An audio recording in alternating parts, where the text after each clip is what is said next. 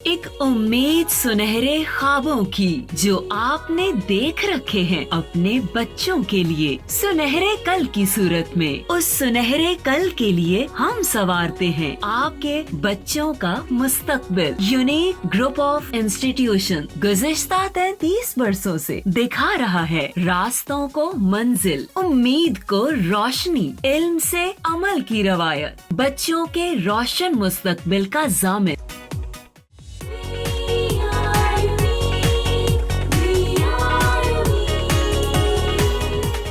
अस्सलाम वालेकुम students, lecture number 39 जिसमें हम क्वेश्चन नंबर 13 और 7 और देखते हैं कि कौन से क्वेश्चन डिस्कस कर सकते हैं।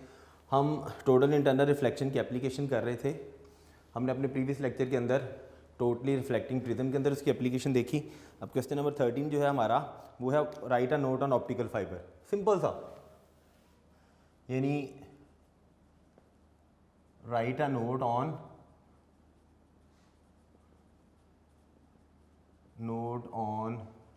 Optical fibre. ऑप्टिकल फाइबर क्या है, इसमें टोटल इंटरनल रिफ्लेक्शन का प्रिंसिपल कैसे यूज़ होता है। इसकी एक डायग्राम है छोटी सी, वो डायग्राम आपने देखनी है, डायग्राम ड्रॉ करनी है जब लॉन्ग क्वेश्चन आ जाए। सबसे पहली बात कि ऑप्टिकल फाइबर क्या है। देखिए, ऑप्टिकल फाइबर कंसिस्ट करती है हेयर साइज का थ्रेड्स होता है, किस चीज़ का, ग्लास का। यानी अगर मैं ऑप्टिकल फाइबर की बात करूं, ऑप्टिकल फाइबर क्या होती है, एक हेयर साइज का थ्रेड्स, धागा जिसको हम कह सकते हैं ना, हेयर साइज का थ्रेड होता है किस चीज़ का, ऑफ, या वो होगा बेटा ग्लास का या किस चीज़ का, प्लास्टिक का। इसमें से क्या होता है, इसमें से लाइट ट्रैवल करती है। जैसे आजकल हमारी जितनी भी टेली कम्युनिकेशन की फील्ड है उसके अंदर ऑप्टिकल फाइबर्स यूज हो रही हैं। लाइट ट्रैवल करती है, किस फिनोमिनन को यूज करके लाइट ट्रैवल करती है, क्योंकि हम एप्लीकेशन पढ़ रहे हैं किस चीज की, टोटल इंटरनल रिफ्लेक्शन की। तो लाइट टोटल इंटरनल रिफ्लेक्शन के फिनोमिनन के साथ इसमें ऑप्टिकल फाइबर में ट्रैवल करती है।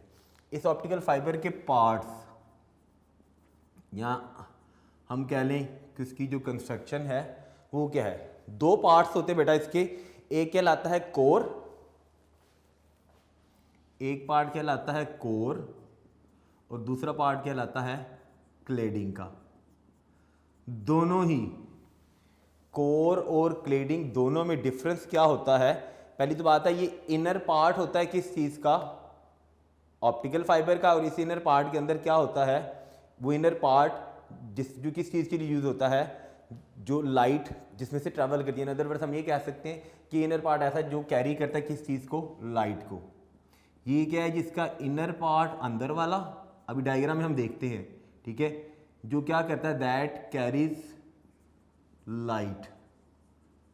ये भी किस चीज का होगा, या ग्लास का हो सकता है या प्लास्टिक का। ऐसी क्लेडिंग क्या चीज होती है, आउटर, बाहर वाले कॉन्सेंट्रिक लेयर कह लें, ठीक है, वो आउटर कॉन्सेंट्रिक लेयर होती है, इसके अंदर लाइट ट्रैवल नहीं करती। ये कॉन्सेंट्रिक लेयर किस शक्ल के अंदर होती है, यानी कॉन्सेंट्रिक का मतलब मैं क्या यहाँ पे आपको बताना चाहूँ, ये देखिए डायग्राम से मैं बताता हूँ आपको। डायग्राम से पहले फिर वही बात, ये भी किसका होगा, ग्लास का या प्लास्टिक का। तो दोनों मैंने ग्लास और प्लास्टिक के बनाए, तो फर्क कहाँ पर आता है, फर्क आता है एन में। एन क्या हमने पढ़ा था, रिफ्रैक्टिव इंडेक्स। एन क्या कहलाता है, रिफ्रैक्टिव इंडेक्स। भाई रिफ्रैक्टिव इंडेक्स क्या था, एन, जो हमें क्या बताता है, स्पीड ऑफ लाइट मीडियम के अंदर। ठीक होगी बात। जिसका इसका जो एन होता है ना, इसके एन की वैल्यू होती है 1.53 की, और इसके एन की वैल्यू होती है 1.39 की। जी बिल्कुल इतनी होती है, 1.39 और 1.5।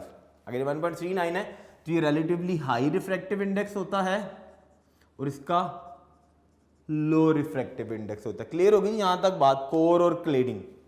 अब देखिएगा, ये मैं एक ऑप्टिकल फाइबर बना रहा हूँ, इसमें कोर कहाँ पर होता है और क्लेडिंग कहाँ पर होती है। यहाँ पर जो मैंने बात देखी थी ना, आउटर कॉन्सेंट्रिक लेयर्स होती हैं, यहाँ शेल्स, एक ही बात है। कैसे? ये एक ऑप्टिकल फाइबर बनाई, इसमें ये देखिएगा, ये मैंने कॉन्सेंट्रिक, ये गोल होती है ना, यहाँ पे तो मैंने स्ट्रेट आपको बना के दिखाई ना, गोल, गोलाई के अंदर ये है, अंदर वाला हिस्सा कोर है, ये बाहर वाला हिस्सा क्या है, this is called as cladding. ये अंदर वाला हिस्सा क्या है, दैट इज कोर। कोर में से लाइट ने ट्रेवल करना है, ध्यान से अब आपने देखना है। कॉन्सेंट्रिक का मतलब क्या होता है, आसान सी लैंग्वेज के अंदर वो होता है ना, क्या उसे कहते हैं, ऑरेंज। ऑरेंज का जो बाहर वाली लेयर होती है, छिलका जो होता है, वो एक जितनी थिकनेस का होता है ना। कॉन्सेंट्रिक का मतलब है ये लेयर एक जितनी थिकनेस की होगी हर जगह से, जितनी भी है, जितनी भी ऑप्टिकल फाइबर, जितनी मर्जी आप लेंथ की यूज़ करें, बड़ी फ्लेक्सिबल सी होती है। इसमें लाइट, ये देखिएगा, ये लाइट एंटर हुई, कोर में से एंटर होगी लाइट, ये एयर का मीडियम है, दूसरे मीडियम में, जैसे दूसरे मीडियम में एंटर होगी थोड़ी सी उसकी क्या होनी है, रिफ्रैक्शन होनी है। जैसी उसकी रिफ्रैक्शन हुई, ये वाली जहाँ पे इसने स्ट्राइक किया, ये जगह कहलाती है, दैट इज कॉल्ड एज, इसे नाम देते हैं कोर क्लेडिंग बाउंड्री। भाई जैसे ही वो कोर क्लेडिंग की बाउंड्री को स्ट्राइक करती है लाइट, ठीक है, कितने एंगल पर स्ट्राइक करेगी, कोर कितने एंगल पर, ग्रेटर देन क्रिटिकल एंगल। भाई जब ग्रेटर देन क्रिटिकल एंगल पर स्ट्राइक करेगी तो ऐसे उसकी क्या हो जाएगी, अंदर ही रिफ्लेक्शन, क्योंकि हमने कहा था टोटल इंटरनल रिफ्लेक्शन के फिनोमिनन को ऑब्जर्व किया जाता है।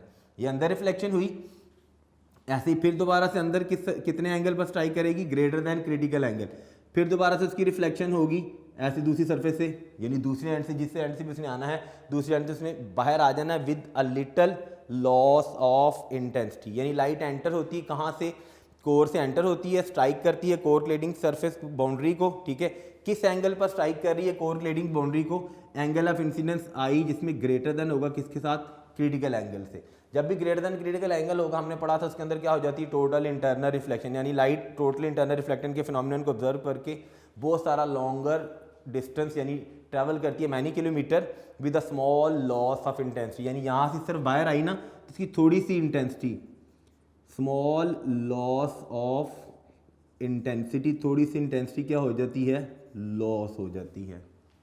फिर से बता रहा हूँ वर्किंग के अंदर कैसे है, लाइट एंटर होती है, कोर से एंटर होती है, ठीक है, टोटल इंटरनल रिफ्लेक्शन के फिनोमिनन को ऑब्जर्व करके मैनी टाइम्स उसकी क्या होती है, इन अंदर ही रिफ्लेक्शन होती है, किस एंगल पर स्ट्राइक करती है, at an angle greater than critical angle, दूसरे एंड से बाहर आ जाती है और बहुत सारा it travels to many kilometres, बहुत सारा लॉन्गर डिस्टेंस कवर करके स्मॉल इंटेंसिटी के साथ दूसरे एंड से बाहर आ जाती है। इस ऑप्टिकल फाइबर को हम यूज़ कहाँ पर करते हैं, हमारी जितनी भी टेली कम्युनिकेशन की फील्ड है, टेली कम्युनिकेशन फील्ड के अंदर, टेली कम्युनिकेशन फील्ड क्या है ये हम अगले चैप्टर्स के अंदर पढ़ेंगे, ठीक है। फिर ऑप्टिकल फाइबर से क्या चीज़, टेलीफोन कॉल्स के लिए, जिसमें टेलीफोन कॉल्स का आपस में कोई भी नो इंटरफेरेंस का मतलब है जिसमें टेलीफोन कॉल्स आपस में एक दूसरे के साथ मिक्स नहीं होती। थाउजेंड्स ऑफ टेलीफोन कॉल्स हम at a time optical fibre से क्या कर सकते हैं, from one place to another place भेज सकते हैं।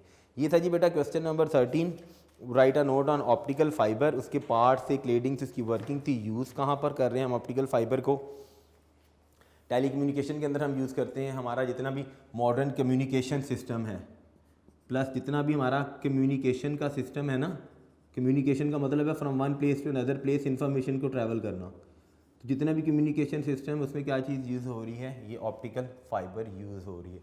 This is question number 13। Question number 14 क्या है, क्वेश्चन नंबर 14 भी इसी से रेलेवेंट ही है, इसी से मिलता जुलता है, लेकिन वो अलहदा से क्वेश्चन आ जाता होता है पेपर के अंदर। क्वेश्चन नंबर 14 है जी बेटा आपके यूनिक नोट्स के अंदर, what is light pipe, write down its usages, या write medical use of light pipe. यानी क्वेश्चन नंबर 14 है बेटा जी लाइट पाइप क्या है, व्हाट इज लाइट पाइप, और इस लाइट पाइप का प्लस हमने क्या लिखने हैं, इसके यूजेज लिखने हैं कि लाइट पाइप कहाँ पर यूज़ होती है। अहम सारी बात, जब मैंने एक सिंगल ऑप्टिकल फाइबर की बात की, जब बहुत सारी थाउजेंड्स ऑफ ऑप्टिकल फाइबर्स को बंडल्ड कर दिया जाता है टुगेदर, इकट्ठा, तो वो क्या बन जाता है, it becomes a light pipe. Light pipe कैसे बनती है, when thousands of optical fibres bundled together, भाई इकट्ठा जोड़ दिया उन्हें, बंडल्स टुगेदर, इकट्ठा जोड़ दिया, तो क्या बन जाती है, it becomes a light pipe. क्या बन जाएगी, लाइट पाइप। कैसे होती है लाइट पाइप, देखिएगा जी। लाइट पाइप को पहली तो बात हम यूज कहां पर करते हैं, इस लाइट पाइप को हम यूज करते हैं क्या करने के लिए, इल्यूमिनेट करने के लिए। इल्यूमिनेट का मतलब होता है रोशन करने के लिए। Illuminate all in accessible places, हर वो इनएसेसिबल प्लेसेस जिसको हम आम आंख से नहीं देख सकते।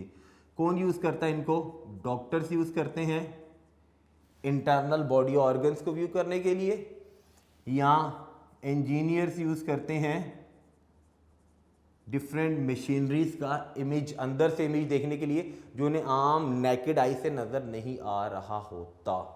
ठीक है, ये तो था जी इसका किस चीज का, लाइट पाइप का यूज।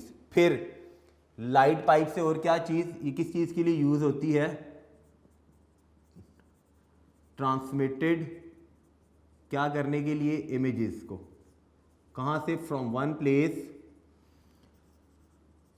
Place to another. भाई एक जगह से दूसरी जगह पर इमेज को भेजने के लिए क्या चीज यूज होती है, लाइट पाइप को हम यूज करते हैं। होती कैसी है, किस तरह की, मैंने कहा था मैंने thousands of optical fibres are bundle together, एक ऑप्टिकल फाइबर, 2 होती, 3, सबको इकट्ठा बंडल कर दिया, तो वो क्या बन जाती है, it becomes a light pipe बन गई। लेकिन शेप इसकी किस तरह की होती है, बुक में डायग्राम बनी हुई, शॉर्ट क्वेश्चन आ जाता होता है, आपने बनानी है, डायग्राम बनानी है, ध्यान से अब आपने देखनी है।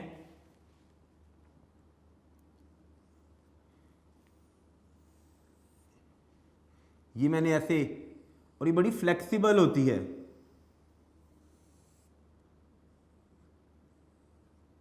इसके सामने यहां पर पड़ा है एक lens, this is a lens, LENS।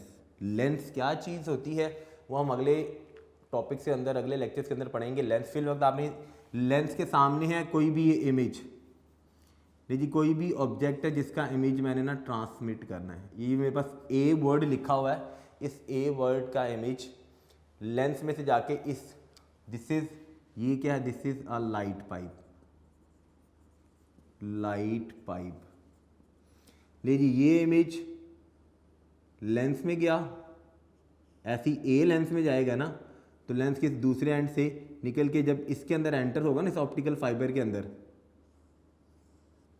ठीक है, तो इसमें ये इमेज ऐसे ए था, इमेज ने जब इसके अंदर एंटर होना है तो उस इमेज की डायरेक्शन लेंस ने इसको उल्टा कर देना है। लीजिए ऐसे मेरा बेटा ऐसे ऑपोजिट डायरेक्शन के अंदर गया, टोटल इंटरनल रिफ्लेक्शन के फिनोमिनन को ऑब्जर्व करते हुए मैनी टाइम्स रिफ्लेक्शन होगी, ये जो गया है दैट इज प्रोजेक्टेड इमेज, जिसको भेजना है उल्टा ए था, इधर आएगा हमारे पास ऐसे ही ए सीधी फॉर्म के अंदर आ जाएगा, ये कौन सा इमेज आया, दैट इज ट्रांसमिटेड इमेज, जो दूसरे एंड पर हमें मैनी टाइम्स रिफ्लेक्शन होने के बाद दूसरे एंड पर उसने क्या वापस आ जाना है। ठीक है, यानी ये जो लाइट पाइप थी 1000 ऐसे इमेज जाएगा दूसरे एंड पर आगे, डेफिनेट बात है, इसमें से तो नहीं हम देख रहे होंगे, ठीक है, वो इमेज आगे स्क्रीन के ऊपर प्रोजेक्टेड होके बहुत इनलार्ज होते हुए हमें क्या हो जाता है, नज़र आ जाता है। जी क्लियर हो गया, ये था जी बेटे छोटा सा question number 14, what is light pipe. Question number 14 के बाद देखते हैं हमें क्वेश्चन नंबर 15 में वो क्या कहता है। 15 के साथ क्वेश्चन नंबर 15 है जी बेटा, define endoscope, also write its uses. Endoscope क्या है और उसके यूजेस। एंडोस्कोप प्लस हमने इस एंडोस्कोप के लिखने हैं क्या चीज़, यूजेस के, कहाँ कहाँ पर यूज़ होती है। सबसे पहली बात कि जो एंडोस्कोप होती है that is a medical instrument. Endoscope क्या है? एक मेडिकल इंस्ट्रूमेंट है जिसको हम यूज़ करते हैं टू व्यू एंड व्यूइंग करने के लिए एंड फोटोग्राफिंग ऑफ क्या चीज़? Internal structure of human body. पहली बात एंडोस्कोप क्या है? एक मेडिकल इंस्ट्रूमेंट है। अब मेरी एक बात याद रखनी, आगे एक चैप्टर के अंदर आएगा। ये तो एंडोस्कोप लिखा था ना, इलेक्ट्रोस्कोप। बच्चे कंफ्यूज हो जाते होते इलेक्ट्रोस्कोप और एंडोस्कोप के। एंडोस्कोप मेडिकल इंस्ट्रूमेंट है, electroscope that is an electrical instrument. Medical instrument तो डेफिनेट बात है मेडिकल फील्ड के अंदर यूज होगा ना। एक मेडिकल इंस्ट्रूमेंट है जो किस चीज़ के लिए हम यूज़ करते हैं? व्यूइंग का मतलब होता है देखने के लिए, एंड फोटोग्राफिंग तस्वीर खींचने के लिए किसकी? Of internal human organs. भाई वो वाले ऑर्गन्स बेटा जिनको हम आम आंख से नहीं देख सकते। जैसे गला आम आंख से डॉक्टर तो नहीं ना देख सकता, ठीक है। स्टमक आपका अंदर कोई मसला प्रॉब्लम चल रही है उसको तो नहीं ना देख सकता। ब्लैडर है उसको आम आंख से तो नहीं ना देख सकता। एक और अहम सारी बात यहाँ पे याद रखनी है, एंडोस्कोप हर उन इंटरनल ऑर्गन्स को, उन जो अंदर से खाली होते हैं, आम बाजू अंदर से खाली तो नहीं है तो इसके लिए एंडोस्कोप हम नहीं यूज़ करेंगे। गला थ्रॉट अंदर से हॉलो है ना, खाली है। स्टमक अंदर से हॉलो है ना, एम्प्टी है। ब्लैडर एम्प्टी होता है ना, खाली होता है अंदर से। उन ऑर्गन्स को देखने के लिए हम क्या यूज़ करते हैं? जो डिवाइस यूज़ करते हैं, जो मेडिकल इंस्ट्रूमेंट यूज़ करते हैं, उसे हम क्या नाम देते हैं? That is called as an endoscope. Medical instrument use किस चीज़ के लिए होता है? व्यूइंग एंड फोटोग्राफिंग ऑफ किस चीज़ के लिए? इंटरनल ह्यूमन ऑर्गन्स के लिए यूज़ होता है। 3 तरह की एंडोस्कोप यूज़ होती हैं। 3 तरह की एंडोस्कोप्स कौन कौन सी यूज़ होती हैं? ये पेपर में एमसीक्यूज में आ जाती होती है अलहदा से। एक एंडोस्कोप का नाम है जी गैस्ट्रोस्कोप।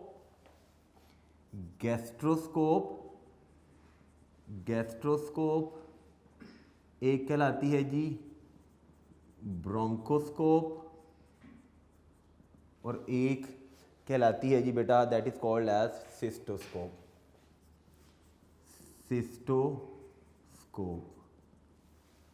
इसमें भी टाइप। गैस्ट्रोस्कोप किस चीज़ के लिए यूज़ होती है? क्या व्यू करने के लिए? To view stomach. भाई मैदे को देखने के लिए हम गैस्ट्रोस्कोप यूज़ करते हैं। ब्रोंकोस्कोप हम किस चीज़ के लिए यूज़ करते हैं? थ्रॉट के लिए। गला देखने के लिए डॉक्टर जो यूज़ करते हैं that is called as bronchoscope. और सिस्टोस्कोप किस चीज़ के लिए यूज़ करते हैं? क्या व्यू करने के लिए? ब्लैडर को व्यू करने के लिए जो यूज़ होती है that is called as cystoscope. यहीं पर एक और अहम सारी बात कि जब डॉक्टर इसको यूज़ कर रहा होता है, एक और चीज़ होती है एंडोस्कोपी। क्या चीज़ होती है? अब इसको कैसे यूज़ करते हैं मैं एक छोटी सी डायग्राम बनाऊंगा, बुक में नहीं बनी, सिर्फ आपको समझाने के लिए, ताकि आपको पता चले कि किस तरह से इसको यूज़ किया जाता है। एंडोस्कोपी क्या होती है? एंडोस्कोप था मेडिकल इंस्ट्रूमेंट। डॉक्टर किसी भी मेडिकल प्रोसीजर के लिए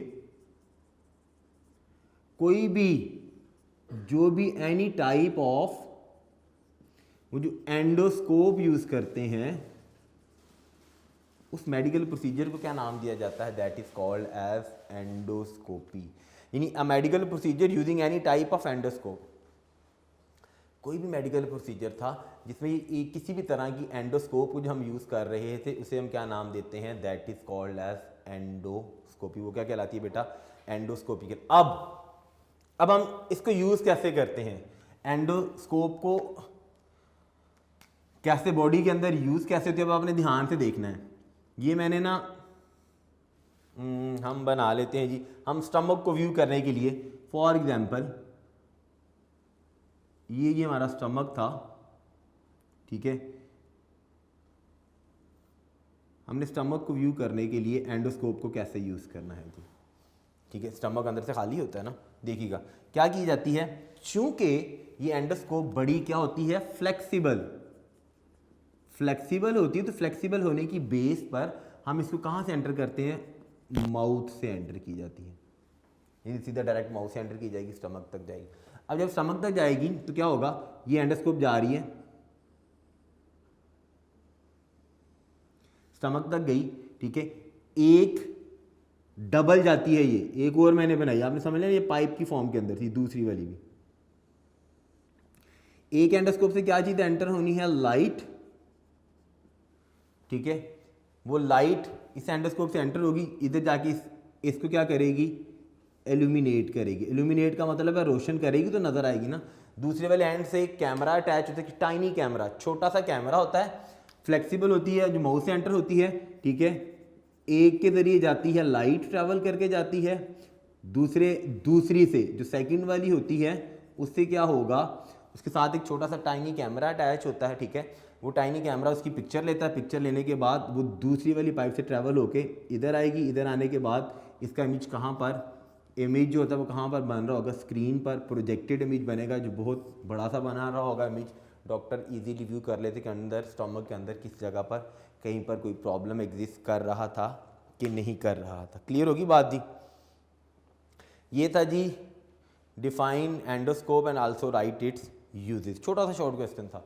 इसके बाद एक और क्वेश्चन देखते हैं जी बेटा, क्वेश्चन नंबर 16। क्वेश्चन नंबर 16 भी सिर्फ इंफॉर्मेशन से रिलेटेड है, प्रैक्टिकल पोर्शन है वो आपके क्वेश्चन का, लेकिन आपको इंफॉर्मेशन आनी चाहिए, पता होना चाहिए कि लाइट की प्रिज्म के ज़रिए रिफ्लेक्शन कैसे होती है, हो रही होती है, और एंगल ऑफ डेविएशन क्या है। एक्सप्लेन रिफ्रैक्शन थ्रू प्रिज्म, कि प्रिज्म के ज़रिए लाइट की रिफ्रैक्शन कैसे होनी है। Question number 16।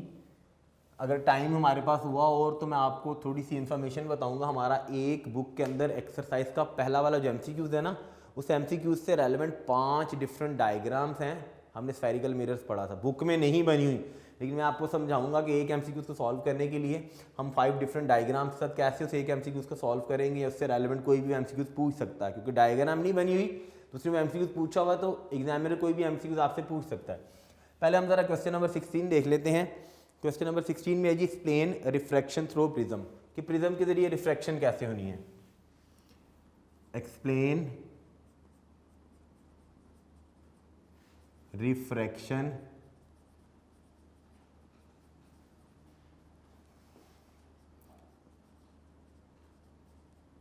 Through prism.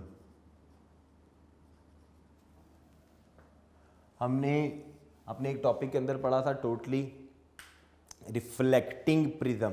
अब हम रिफ्रैक्शन देख रहे हैं। पहली बात है कि प्रिज्म क्या होता है, एक ट्रांसपेरेंट बॉडी, ठीक है, with at least one polished plane face incline towards each other from which light is refracted. क्या चीज़ प्रिज्म, मैंने बताया एक ट्रांसपेरेंट मटेरियल होता है, ठीक है, उस ट्रांसपेरेंट मटेरियल के अंदर लाइट की क्या होती है, रिफ्रैक्शन होती है। अब प्रिज्म की शेप जब आप प्रैक्टिकल्स करेंगे तो आपको इस शक्ल का नजर नहीं आएगा। अब यहाँ पे तो मैं सिर्फ डायग्राम में आपको समझाने के लिए बता रहा हूँ कि इस शेप का होता है ऐसे। ये मैंने एक प्रिज्म लिया जी, इस प्रिज्म के अंदर मैंने लाइट की रिफ्रैक्शन बताने लगा हूँ। अभी मैं रिफ्रैक्शन कैसे, इससे पहले हमने रिफ्लेक्शन पढ़ी थी। रिफ्रैक्ट इसने लाइट को कैसे करना है। ये मैंने प्रिज्म की 3 साइड्स बनाई, ए, बी और सी। एक तो हमने एक्सप्लेन रिफ्रैक्शन थ्रू प्रिज्म बतानी है, और एक साथ हमने यहाँ पे एक छोटी सी और भी डेफिनेशन करनी है, एंगल ऑफ डेविएशन क्या होता है। याद आपने अहम सारी बात क्या याद रखनी है कि जो प्रिज्म होता है वो कभी भी, ये अब जो मैं डायग्राम बना रहा हूँ एक्चुअली ये प्रैक्टिकल का पोर्शन है। प्रैक्टिकल से आपको इसकी डायग्राम, जब आपने प्रैक्टिकल करना तो वहाँ पे आपने डायग्राम ड्रॉ करनी है, खुद ही बनेगी, वो पिन्स के साथ बनानी होती है हमने ये डायग्राम।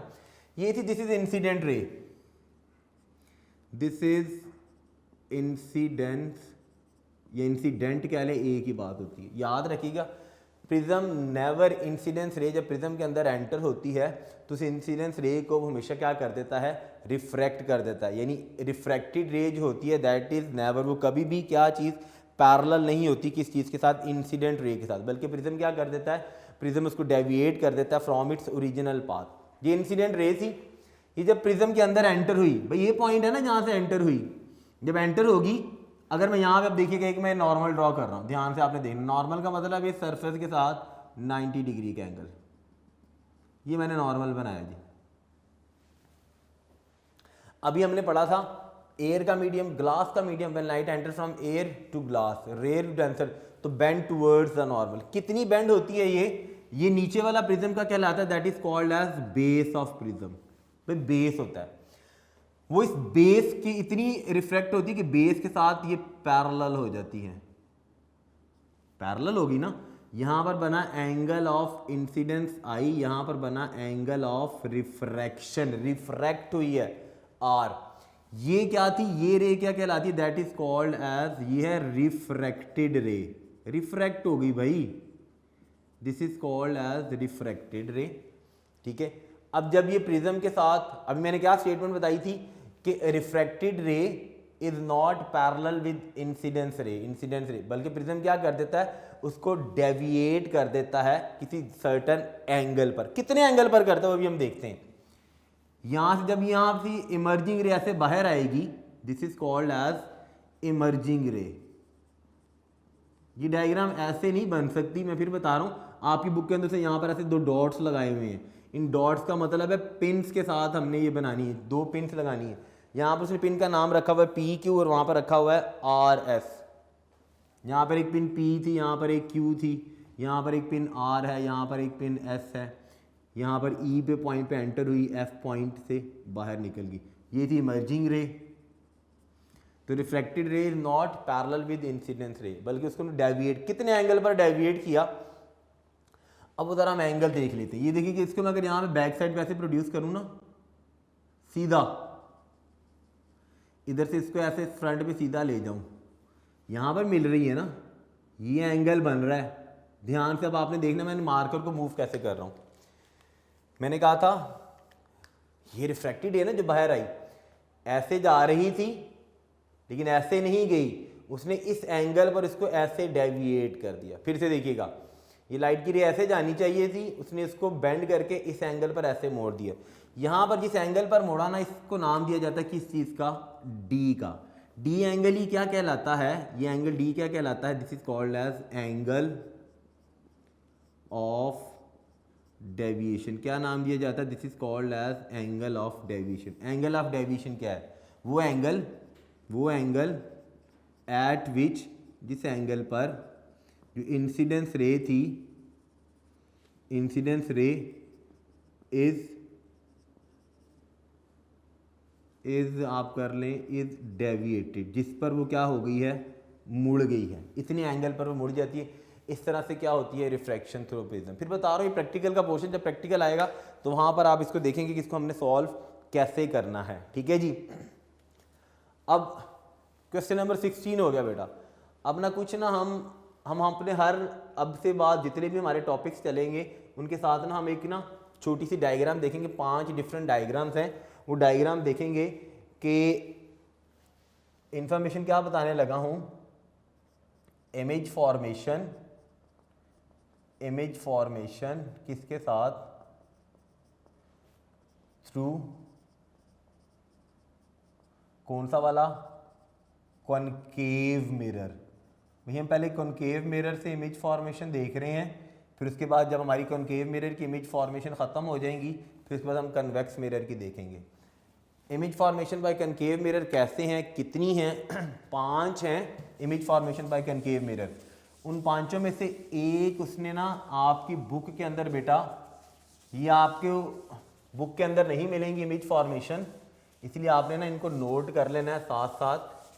तो एक MCQ जो बुक में दिया हुआ है ना, वो एक MCQ को सॉल्व करने के लिए ये हमें 5 कॉनकेव की हैं और 1 कॉन्वेक्स की है, ये हमें सीखनी है। लो जी, इंफॉर्मेशन से रिलेटेड टॉपिक क्या है, image formation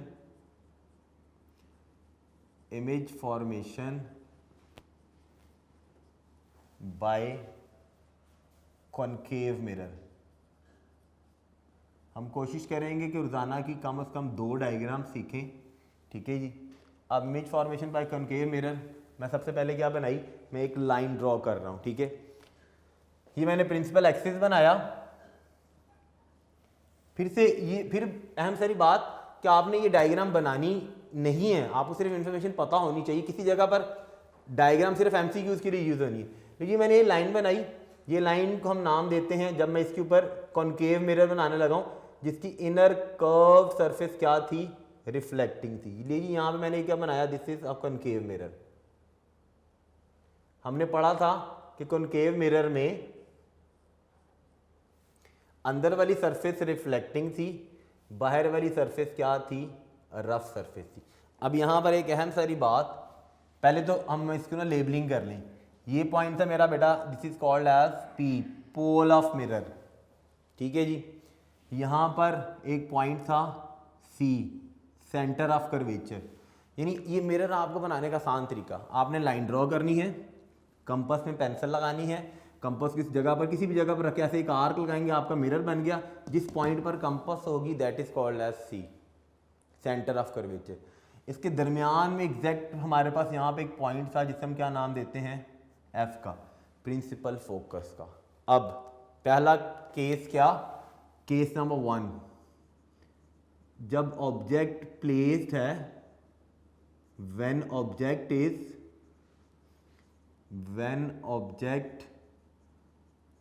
is beyond C. भाई सी से जब वो बाहर पड़ा होगा ऑब्जेक्ट, तो उसका इमेज कहाँ बनेगा, कैसा बनेगा, कॉनकेव मिरर से। लीजिए मैंने ऑब्जेक्ट यहाँ पर प्लेस किया बियॉन्ड सी, सी से बाहर प्लेस्ड है, ठीक है जी। अब मैं आपको एक वर्ड बता रहा हूँ, आपने वो वर्ड याद रखना है, बड़ा इंपॉर्टेंट सा है, LOST, लॉस्ट। ऐसी है, एल का मतलब होता है लोकेशन, कहाँ बन रहा है। ओ का मतलब होता है ओरिएंटेशन, ओरिएंटेशन का मतलब क्या हुआ, सीधा या उल्ट। एस का मतलब होता है साइज, और टी का मतलब होता है टाइप, टाइप में रियल या वर्चुअल। याद रखना आपने ये वर्ड, लॉस्ट से लोकेशन, ओरिएंटेशन, साइज और टाइप। हम 2 केस डिस्कस करेंगे। पहला case, when object is placed beyond C, भाई सी से बाहर पड़ा है। 2 रे डायग्राम के साथ हम बनाएंगे। हमने सीखा था कि लाइट की रे पैरेलल जो होती है प्रिंसिपल एक्सिस के साथ, ये मैंने पैरेलल बनाई, सीधी है ना प्रिंसिपल एक्सिस के साथ। आफ्टर रिफ्लेक्शन फ्रॉम मिरर, कहां से पास करना उसने, एफ से। कर गई पास। दूसरी लाइट की रे सीधी बनाए भाई, स्केल के साथ आप बनाएंगे तो सीधी बनेगी, कोशिश मैंने की सीधा, ठीक होगी। जो ये मेरी पहली लाइट की रे आ गई। दूसरी लाइट की रे पोल को स्ट्राइक करेगी,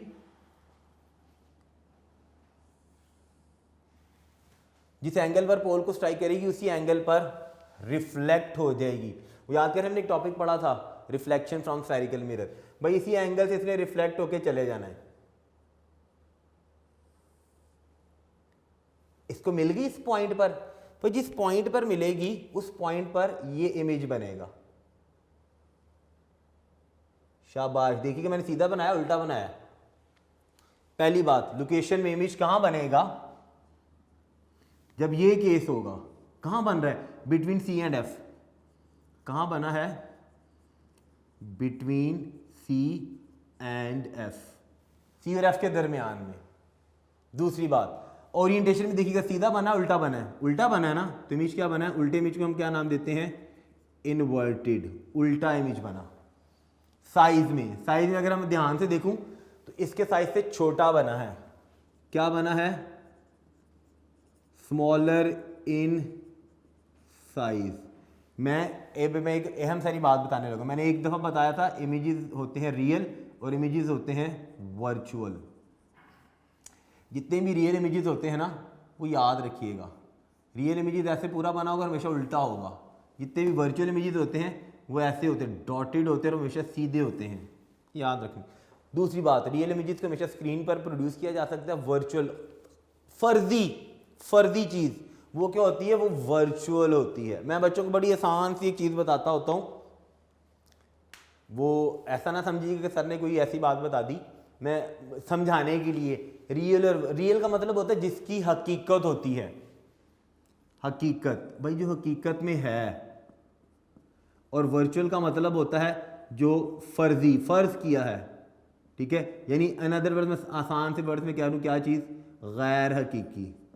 भाई हकीकत बच्चों को समझाने के लिए बता रहा हूँ, है बात बिल्कुल ठीक। रियल का मतलब जिस चीज़ की हकीकत है, रब्बुल आलमीन की हकीकत, असल खुदा वो है ना। उसके अलावा जितने भी अल्लाह, उसके अलावा जितने भी हैं ना, वो सारे के सारे क्या हैं? सोच ने बनाए हुए हैं, वो सारे फर्जी हैं, ठीक है। जो वर्चुअल, जिनको देखा नहीं जा सकता, जो है ही नहीं है, ठीक है, वो सारी वर्चुअल चीज़ें होती हैं, जिनको हम, अगर हम फिजिक्स की लैंग्वेज के अंदर बात करें तो रियल का मतलब है हर वो इमेज जिसको हम स्क्रीन पर प्रोड्यूस कर सकते हैं। वर्चुअल इमेजेस वो होते हैं जो स्क्रीन पर नहीं, जिनको हम सोचते हैं यार ऐसा होगा, ठीक है। साइज में क्या बना? Smaller in size. टाइप में क्या बना? रियल था कि वर्चुअल था? सही बनाया ना मैंने, एक्चुअल बन रहा है ना। तो दिस इज कौन सा इमेज? टाइप में क्या है? सॉरी, टाइप में कौन सा इमेज बनेगा? दैट इज रियल इमेज बना। पहला केस हमने क्या डिस्कस किया? जिसमें ऑब्जेक्ट प्लेस था बियॉन्ड, बस सी से बाहर प्लेस था, तो ये बना। दूसरा केस नंबर 2 पे आ जाइए। या आपका एक एमसीक्यू सॉल्व करवाने के लिए, ये मैं इतने सारे सिर्फ इसलिए कर रहा हूं ताकि वो एमसीक्यू उसकी मर्जी है, क्योंकि ये भी नहीं है बुक के अंदर। उसने एमसीक्यू नंबर 1 बुक का, मेरा बेटा एमसीक्यू नंबर एक्सरसाइज का छोटा सा चैप्टर हमारा पास खत्म होने वाला है इंशाल्लाह। बुक का एमसीक्यूज नंबर 3 जो है, अगर आप 3 देखें ना, 3 वाला एमसीक्यूज, उस 3 वाले एमसीक्यूज से रेलेवेंट कोई भी इंफॉर्मेशन उसने नहीं बताई हुई कि कहाँ पर ऑब्जेक्ट प्लेस होगा तो इमेज कैसे बनेगा। वो मैं आपको इसलिए सिखा रहा हूँ ताकि कोई कुछ भी आ सकता है। अब देखिए कि इस एक केस से रिलेटेड ये 5 डिफरेंट एमसीक्यूज पूछ सकता है आपसे। कैसा होगा, साइज क्या हो? 4, 1 2 3 4 बन जाएंगे ना अलग से, ये भी बन सकते। केस नंबर 2 में है व्हेन ऑब्जेक्ट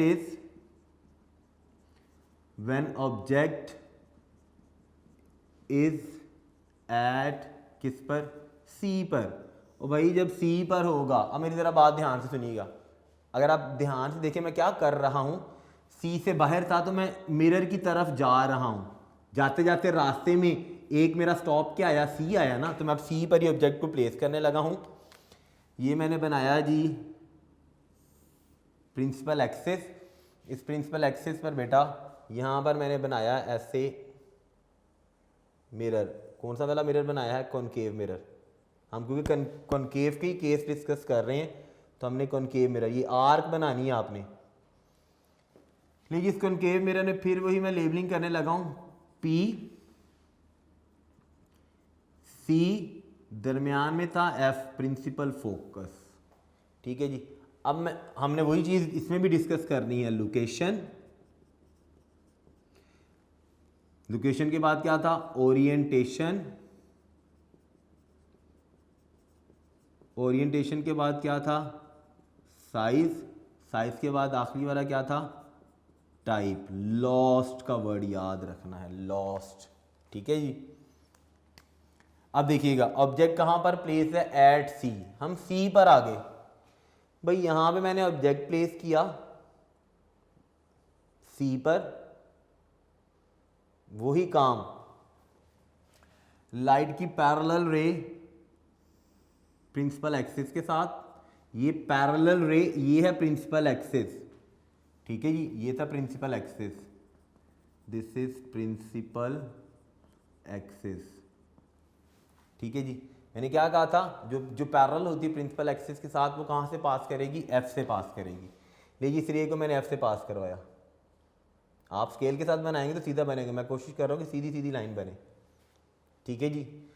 दूसरी वाली हमने कहा पढ़ी थी, लाइट की रे कहाँ से जाएगी, किस एंगल पर स्ट्राइक करेगी? पोल को जो स्ट्राइक करेगी, जिस एंगल पर पोल को स्ट्राइक करती है उसी एंगल पर उसने क्या हो जाना है? रिटर्न बैक हो जाना है जी। ले जी, उसी एंगल पर मैंने क्या की? ये गुजार दी। इमेज कहाँ बन रहा है? इमेज को हम, ये था जी हमारा सी पॉइंट, जहाँ पर हमने क्या प्लेस किया हुआ था? ऑब्जेक्ट। इमेज ये बना, कहाँ पर बना है? सी पर ही मैंने बनाया ना, ठीक है। अब लोकेशन में इमेज ने क्या आना है? लोकेशन में इमेज कहाँ बन रहा है? एट सी पर। ओरिएंटेशन में सीधा बन रहा है कि उल्टा बन रहा है? उल्टा बना। उल्टे इमेज को हम क्या नाम देते हैं? That is called as inverted, उल्टा। साइज में जितना था उतना ही, जितना था उतना ही का मतलब है सेम साइज। टाइप में असल में बन रहा है तो कौन सा इमेज बन रहा है, रियल।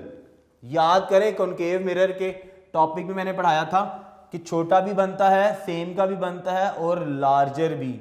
हमने एक केस पढ़ लिया जिसमें छोटा बन गया, हमने एक केस पढ़ लिया जिसके अंदर सेम साइज का बन गया।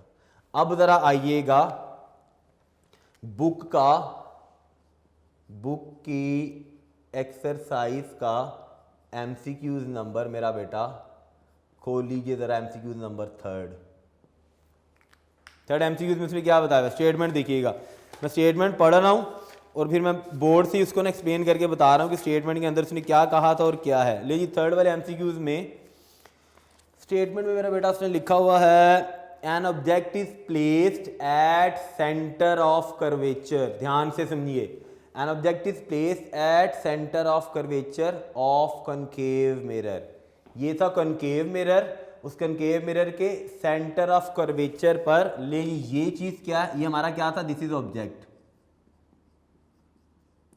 ये क्या बना उसका, इमेज।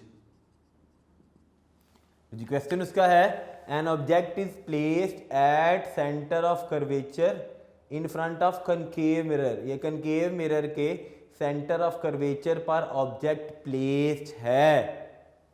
आगे the image produce by mirror is located, location कि मिरर ने जो इमेज बनाया उसकी लोकेशन कहां पर है। चार ऑप्शन उसने बताई हुई है। Out beyond the centre of curvature, beyond का मतलब होता है सेंटर ऑफ कर्वेचर के बाहर। बाहर का मतलब था सी से बाहर बना, नहीं। कहां पर, at centre of curvature.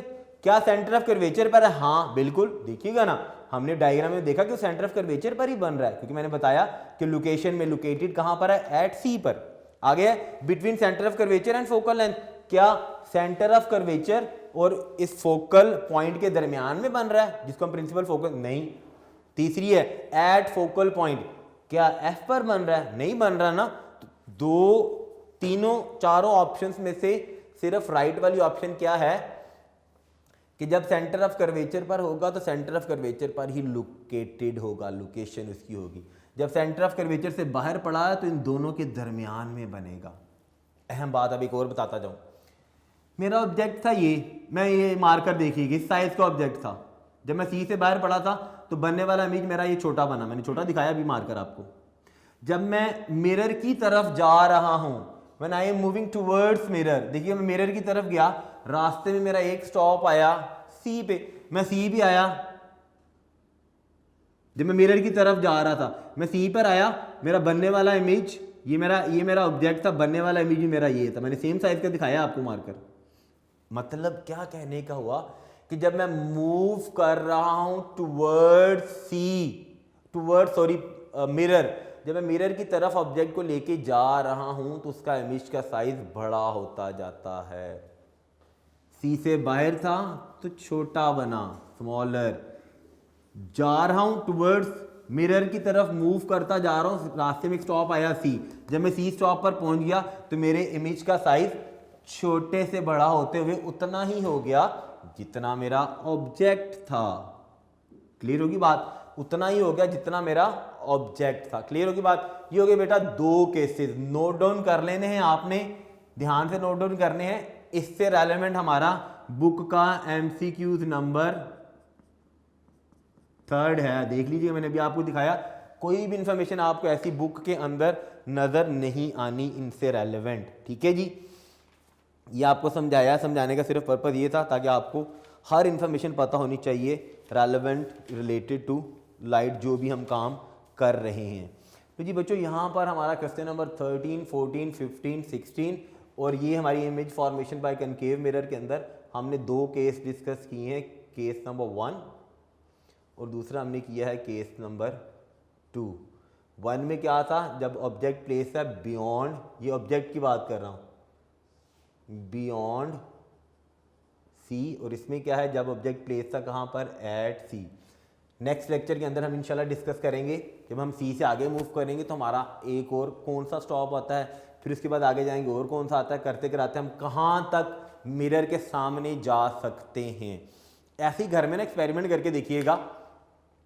Spoon लीजिएगा, स्पून को मैंने कहा था स्पून का जो इनर है अंदर वाला हिस्सा वो एक्ट करता है कॉनकेव मिरर के तौर पर। उसको अपने सामने रखिए, देखिए कि उसमें आपका फेस दूर रखिएगा, करीब लाते जाइए, किसी एक जगह पर आके आपको आपका फेस उल्टा नजर आएगा, सर आपका उल्टा नजर आएगा और छोटा नजर आएगा। फिर इसको थोड़ा सा और आगे की तरफ मूव कीजिएगा, देखिएगा फिर भी उल्टा होगा, लेकिन जितनी बड़ी शक्ल नज़र थी उतनी साइज का नज़र आएगा। फिर थोड़ा सा और आगे मूव कीजिएगा, उसके लिए अगला लेक्चर सुनिएगा कि उसमें क्या होगा।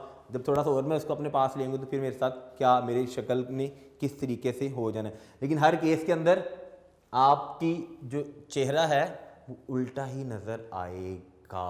ठीक होगी बात। ये था कॉनकेव मिरर का फॉर्मेशन ऑफ इमेजेस। ठीक होगी बात। एक छोटी सी इंफॉर्मेशन जाते जाते शेयर करता जाऊं,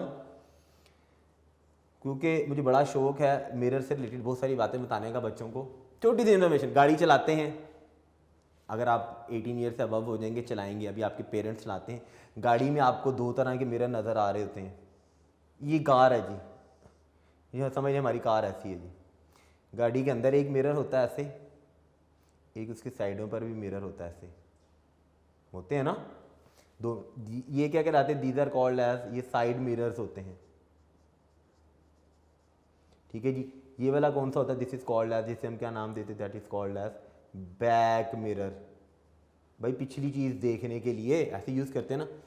साइड मिरर्स याद रखिएगा, जो भी गाड़ी में लगे होते हैं हमेशा कौन से होते हैं, दे आर ऑलवेज, हम पढ़ चुके हैं कौन से होते हैं, कॉन्वेक्स मिरर्स। ये भी कन्वेक्स होते हैं और बैक मिरर भी जो लगा होता है वो भी कौन सा होता है। अगर आप ध्यान से देखें गाड़ी जाते हुए, पेरेंट्स जब जा रहे हैं साइड वाली सीट पे बैठे हैं, साइड मिरर से देखिएगा पीछे वाले आने वाली गाड़ी आपको क्या नज़र आ रही होती है, छोटी, पूरी उस मिरर के अंदर नज़र आ रही होती है ना। ऐसा तो नहीं साइड में जो गाड़ी आ रही हो तो आपको बहुत बड़ी सी नज़र आ रही होती है, सिर्फ लाइट इसके अंदर आ रही हो। साइड मिरर में जो भी आपको नज़र आ रही होती है, क्योंकि वो कन्वेक्स होता है, याद रखिएगा कन्वेक्स मिरर से हमेशा छोटी चीज़ें नज़र आती हैं और वो सीधी करके दिखाता है। सीधी करने का मतलब क्या है, ऐसे अप, लेफ्ट को राइट, राइट को लेफ्ट। छोटी गाड़ी नज़र आ रही होती है ना, खाली गाड़ी की एक लाइट तो नहीं ना नज़र आ रही होती। यहाँ बच्चों आज का लेक्चर ख़त्म करते हैं। ठीक है, लेक्चर के इख्तिताम पर फिर एक छोटी सी बात क्या कि कम बोलना कहते हैं ना हिकमत है। क्यों कम बोलना हिकमत है? ज़ुबान से निकला हुआ लफ्ज़ और कमान से निकला हुआ तीर कभी भी वापस नहीं आते। बोलो, हमेशा उतना बोलो, ठीक है, जितने बोलने पर अगला बंदा किसी तकलीफ़ में ना आ जाए। ठीक है, उतना बोलो जितनी अगले बंदे को समझ आ जाए, उतना बोलो जितनी उस वक्त बोलने की ज़रूरत है। ना ज़्यादा बोलो, ना फजूल बहस में पढ़ो। जितना कम बोलोगे उतना हिकमत का मतलब होता है अच्छी बात है, यानी उतना आप दाना समझे जाएंगे। ज़्यादा बोलेंगे तो ज़्यादा बोलने का मतलब ये है कि अगला बंदा ये समझेगा कि शायद इसको कोई चीज़ पता नहीं है। यहाँ पर बच्चों आज का लेक्चर ख़त्म करते हैं। इंशाल्लाह नए लेक्चर के साथ दोबारा फिर हाजिर होंगे, जिसमें हम ये 2 आपने केसेस लिख लेने स्पेशल किसी जगह पर रफ कॉपी पर। बाकी इस कॉनकेव मिरर से रेलेवेंट और कितने केसेस रह गए हैं, 3 और रह गए हैं, वो देखेंगे और एक कन्वेक्स मिरर का केस है वो देखेंगे। तो ये तो साथ साथ आपने नोट करने, इंशाल्लाह मैं हर लेक्चर के अंदर आपको ये सारे बताता जाऊंगा। जब लेक्चर ख़त्म हो जाएगा तो आखिरी 5 मिनट के अंदर हम ये केस डिस्कस कर लिया करेंगे। बेटा अपना बहुत सारा ख्याल रखिएगा। अल्लाह हाफिज़।